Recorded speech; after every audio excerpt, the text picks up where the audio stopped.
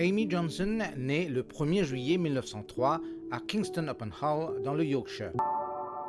Elle obtient une licence en économie à l'université de Sheffield et travaille ensuite à Londres comme secrétaire dans un cabinet d'avocats.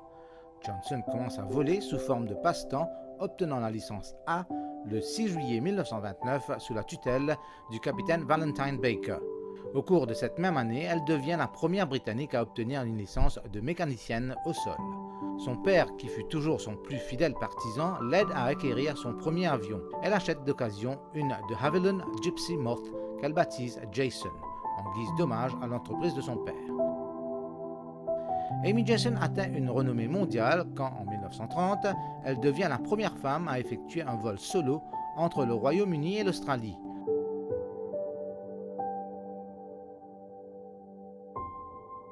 À bord de son Gypsy Moth, elle quitte Croydon, au sud de Londres, le 5 mai et atterrit à Port Darwin le 24 mai, après avoir volé 19 110 km. En juillet 1931, Amy Johnson et son copilote Jack Humphreys sont les premiers à effectuer un vol de Londres à Moscou en une seule journée, parcourant les 2830 km en environ 21 heures. De là, ils poursuivent leur route à travers la Sibérie jusqu'à Tokyo, établissant un record de vitesse entre le Royaume-Uni et le Japon. Le 29 juillet 1932, Amy Johnson épouse le célèbre aviateur Jim Mollison, avec qui elle partage un esprit de compétition acéré. 4 mois après leur mariage, le 18 novembre 1932, Amy Johnson bat le record de son mari sur le vol Londres-Le Cap en Afrique du Sud, soit 10 046 km de parcouru en 4 jours, 6 heures et 53 minutes avec 5 escales.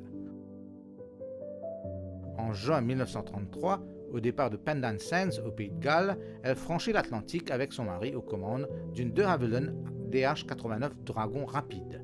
À court d'essence, ils doivent se poser en catastrophe à Bridgeport, dans le Connecticut, et sont légèrement blessés. Néanmoins, ils sont fêtés par la population new-yorkaise par le biais d'une parade près de Wall Street.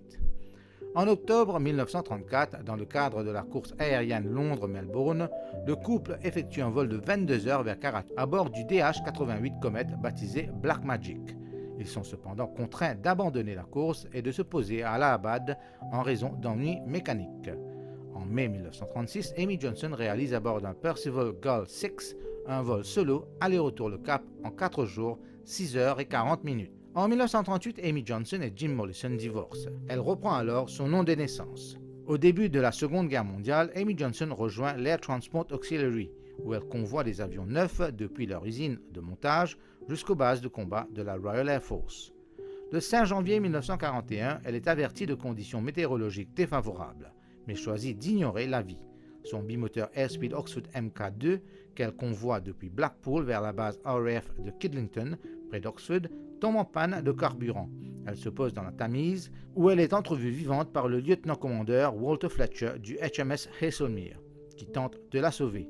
Ils se noient tous les deux. Le corps d'Amy Johnson ne fut jamais retrouvé.